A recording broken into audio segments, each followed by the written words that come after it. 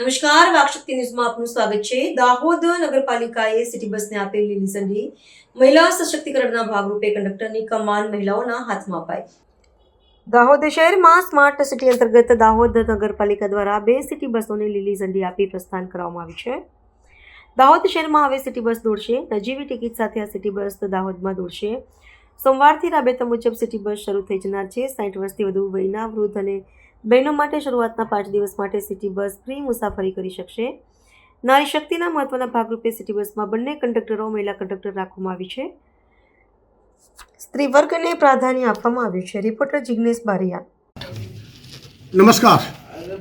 દાહોદના નગરજનો માટે બહુ જ લાંબા સમયના ઇંતજાર પછી આજે એક સારા સમાચાર છે। દાહોદ સ્માર્ટ સિટી અંતર્ગત સ્માર્ટ સિટીમાં લેવાયેલ નિર્ણય અનુસંધાનમાં સિટી બસ જે ઘણા લાંબા સમયથી પેન્ડિંગ હતી, વારંવાર નગરપાલિકા દ્વારા ટેન્ડરિંગ પ્રક્રિયા કરવા છતાં પણ ટેન્ડરિંગ ન ભરતા અંતે નગરપાલિકાએ જતાં એક સારો નિર્ણય કર્યો છે એ હું આપની ચેનલના માધ્યમથી નગરજનોને ધ્યાનમાં લાવવાની કોશિશ કરું છું। નગરપાલિકા પરિવાર દ્વારા 2 સિટી બસો આજ રોજ લીલી ઝંડી આપી પ્રસ્થાન કરવામાં આવેલ છે। આ બસની વિશેષ ખાસિયત એવી છે કે કોઈપણ ડેસ્ટિનેશનથી આપ બેસશો પહેલાંથી છેલ્લા સુધી જે બાકીના જે ટ્રાન્સપોર્ટેશનના જે પણ કોઈ સાધનો તમારે જે અતિ મોંઘો ચાર્જ લે છે એને બદલે દાખલા તરીકે તમે મુવાલિયા ક્રોસિંગથી ગાડીમાં બેસો અને DRDO ઓફિસ ઉતરી જાઓ તો માત્ર 30 રૂપિયા અને કિલોમીટર દીઠ એક સ્ટેશનથી બીજા સ્ટેશનના 5, કદાચ એક સ્ટેશનથી 2 સ્ટેશનના 10, એવી રીતે બહુ જ ઓછા રેટમાં ટ્રાયલ બેસે દાહોદ નગરપાલિકા તરફથી આ સિટી બસનું આજે પ્રસ્થાન કરી દેવામાં આવ્યું છે। અને આ પ્રસ્થાનની સાથે સોમવારથી ચોક્કસ સિટી બસ બહુ રાબેતા મુજબ સ્ટાર્ટ થઈ જશે।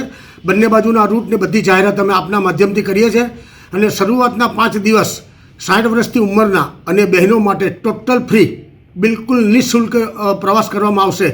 સાથે જ્યારે મોદી સાહેબ નારી શક્તિને આટલું બધું મહત્ત્વ આપતા હોય તો એ નારી શક્તિને મહત્ત્વ આપવાને ધ્યાનમાં રાખીને અમે આ 2 સિટી બસની બંને કંડક્ટરો અમે લેડીઝ રાખી છે।